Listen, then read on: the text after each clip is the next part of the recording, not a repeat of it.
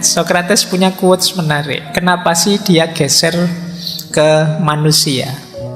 Karena bagi Socrates, it is not living that matters, but living rightly. Hidup itu sebenarnya tidak masalah. Kalian mengalir saja juga sudah hidup. Tapi yang jadi masalah itu hidup yang benar itu bagaimana? Kalian kan rutin hidup selama ini mengalir saja kan bisa. Ikut yang lain Pak, yang lain sekolah ya sekolah, yang lain kuliah ya kuliah, yang lain kawin ya kawin, kerja ya kerja. Nanti punya anak, mengalir saja bisa. Kalau sekedar hidup ya bisa. Tapi masa hidup sekedar hidup? Nah, maka yang lebih penting apa? Living rightly, hidup yang benar. Seperti apa? Nah, ini yang jadi kunci nanti yang dikejar oleh Socrates. Gimana sih kita cara hidup yang benar itu? Nah, ya setiap orang nanti punya rumusan, punya wawasan, punya pertimbangan sendiri tentang bagaimana hidup yang benar. Ini ayatnya banyak sebenarnya. Saya ingat ada di bukunya Hamka itu yang bilang ya kalau hidup hanya sekedar hidup ya binatang juga hidup, kera juga hidup, monyet juga hidup, kerbau juga hidup, semut juga hidup. Kalau sekedar hidup rutin saja mengandalkan insting ya semua makhluk ya hidup. Lah terus apa istimewanya manusia yang diberi Allah? Akal budi. Disitulah pentingnya living rightly, hidup yang benar. Nah, di sini baru matters, baru masalah sekarang. Seperti apa sih hidup yang benar itu? Jadi ini jadi pintu gerbangnya kalau kita ingin masuk ke gagasannya Socrates. Nah, rumusnya hidup yang benar itu ya kalau pakai istilah sederhana itu harus bijaksana. Bijaksana itu paradigma pas. Ini banyak sekali sering saya sampaikan meskipun banyak orang juga salah paham. Bijaksana itu ketika kita bisa menerapkan, menggunakan, mengaplikasikan kebenaran cocok dengan ruang dan waktunya. Saya ada yang tanya, pas saya ngomong Pak, saya ngomong benar itu belum mesti bijaksana. Ada yang tanya, lu berarti kita harus salah kalau begitu Pak. Yo mikirnya enggak begitu. Jadi benar belum mesti bijaksana itu jangan hanya berhenti di kebenaran. Kadang-kadang kebenaran itu perlu tambahan kebijaksanaan. Kalau kita tidak bijaksana, seringkali kebenaran ini jadi blunder. Harusnya kebenaran membuahkan hidup yang baik, bisa jadi malah merusak. Kalau ada anak kecil terus tiba-tiba minta dibelikan mobil beneran yang harganya miliaran sama orang tuanya, terus orang tuanya bilang, nah itu tidak dijual loh mobilnya. Ini namanya kebijaksanaan. Kalau orang tuanya jawab apa adanya sesuai kebenaran, nah aku tidak mau belikan mobil kamu ya bapak, uangnya bapak kurang, uangnya itu kurang. Anaknya mungkin sulit memahaminya, bapakku uangnya selalu ada kok, banyak kok. Ini namanya kebijaksanaan. Kalau ada temanmu, sering saya contohkan ya, temanmu sedang agresif, ngamuan, itu ya jangan dinasehati untuk mari kita berjihad, mari kita. Situasinya tidak cocok, nanti dia tambah terbakar.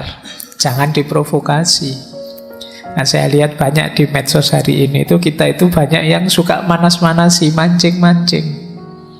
Wah, saya tahu temanku ini mesti nanti komentarnya gitu, tak pancing biar ngomong gitu. Nah, itu namanya tidak bijaksana. Jadi bijaksana itu menggunakan kebenaran secara pas, sesuai dosis, ruang, waktu, porsi, dan proporsinya. Itulah wisdom. Untuk bisa bijaksana syaratnya harus benar dulu. Jadi setelah kebenaran baru kebijaksanaan. Tidak berhenti sekedar kebenaran. Jadi bukan anti kebenaran. Karena kemarin saya lihat di medsos ada yang bilang bahwa wah, berarti ini anti kebenaran Pak, pro kebijaksanaan saja. Tidak begitu. Untuk bisa bijaksana ya kita harus tahu kebenarannya. Dengan dasar kebenaran itulah kita menjalankan kebijaksanaan.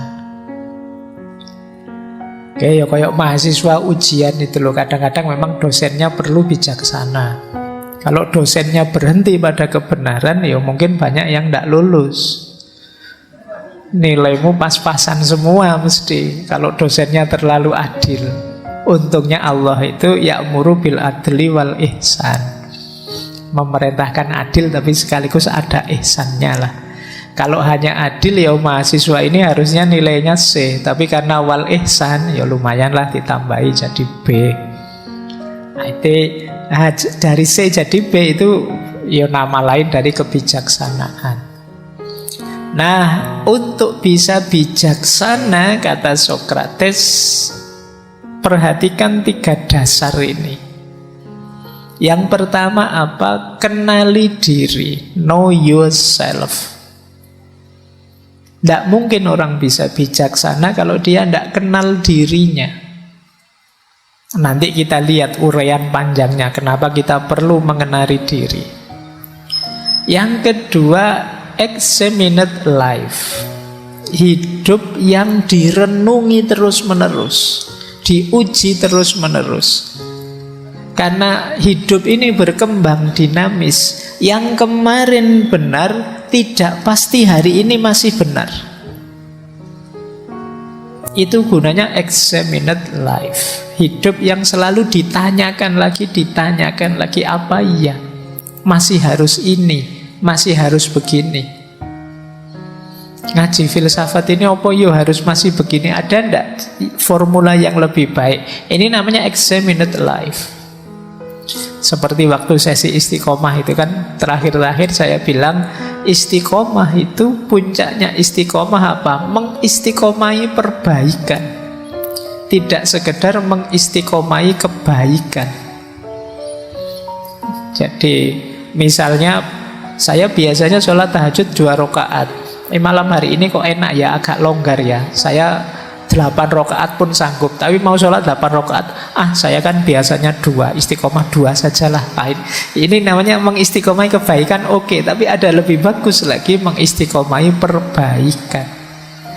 Kalau memang dulu sih memang sanggupnya 2, tapi sekarang saya 4 sanggup kok Pak. Ya naikkan jadi 4. Jangan karena alasan istiqomah terus ya kamu tidak melakukan perbaikan. Pak, saya sejak dulu yang namanya sodako waktu Jumat itu ya 2.000 Pak. Dulu waktu tidak punya uang ya 2.000. Sekarang uangmu banyak loh, kan saya harus istiqomah Pak. Ya tetap 2.000. Itu tidak istiqomah. Kamu bisa melakukan perbaikan. Nah ini untuk tahu saatnya aku melakukan perbaikan atau tidak, examine life. Ujilah hidupmu. Coba ditanyakan, coba direnungi. Oh iya ya, dulu saya tidak terlalu banyak uang sih, makanya cuma 2.000. Sekarang uangku banyak, masuk cuma 2.000. Nah itu ujilah hidup, mencoba pertanyakan, apa masih cocok gayamu seperti itu? Apa tidak saatnya berubah untuk lebih baik? Nah ini bijaksana namanya. Jadi dasar bijaksana yang pertama pemahaman diri, pengenalan diri. Dasar untuk bijaksana yang kedua itu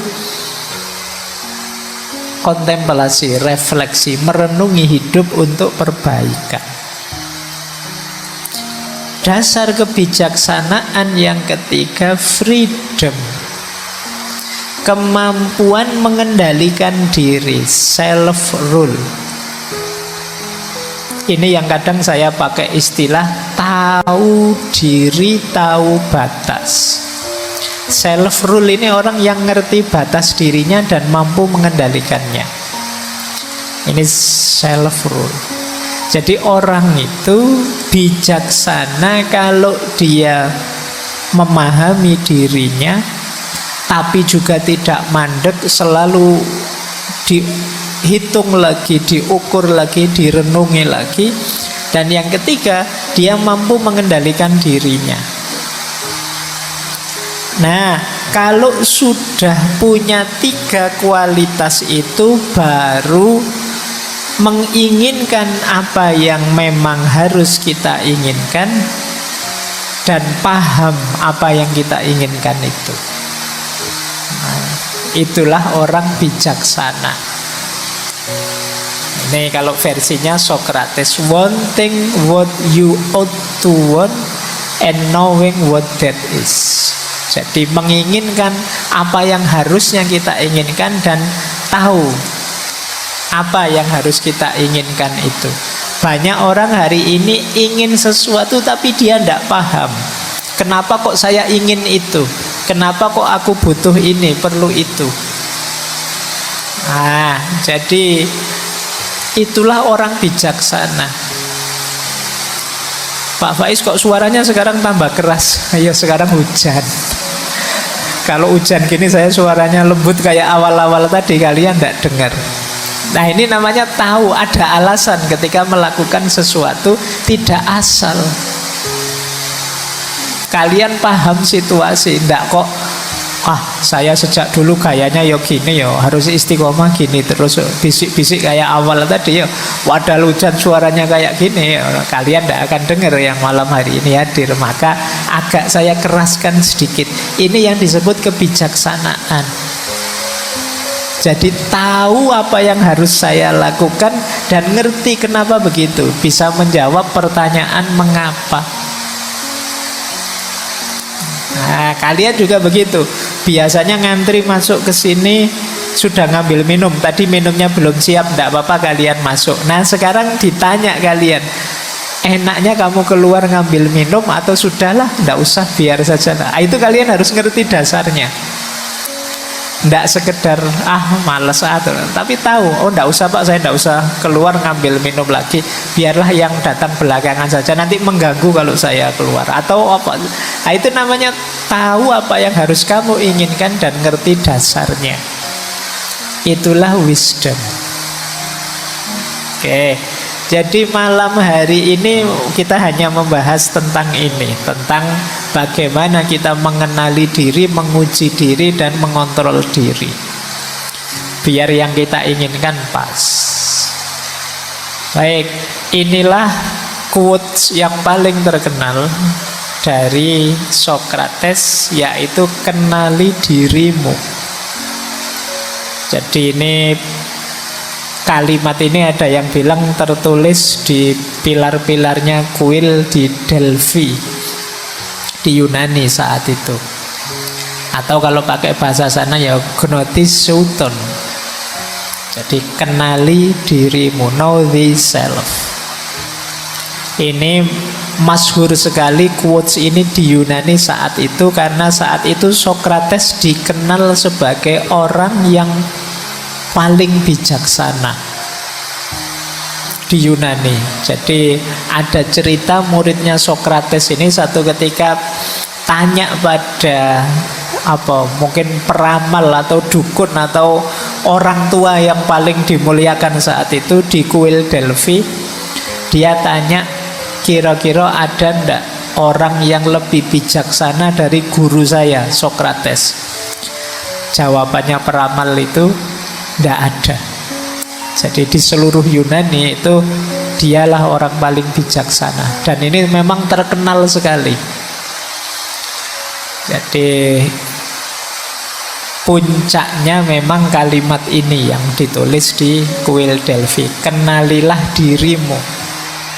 Dan itu yang di bawah juga kalimatnya Socrates sendiri. Secara umum mengenali diri itu who we are, siapa kita. Who we should be, siapa kita yang seharusnya. Dan yang ketiga, who we will become, siapa kita nantinya. Nah, yang terakhir ini, kita ingin jadi apa sih? Hari ini kita itu apa? Idealnya kita itu harusnya bagaimana? Dan nantinya kita ingin menjadi seperti apa?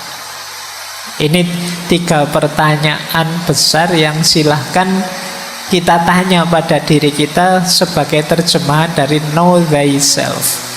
kenali dirimu. Aku ini siapa sih?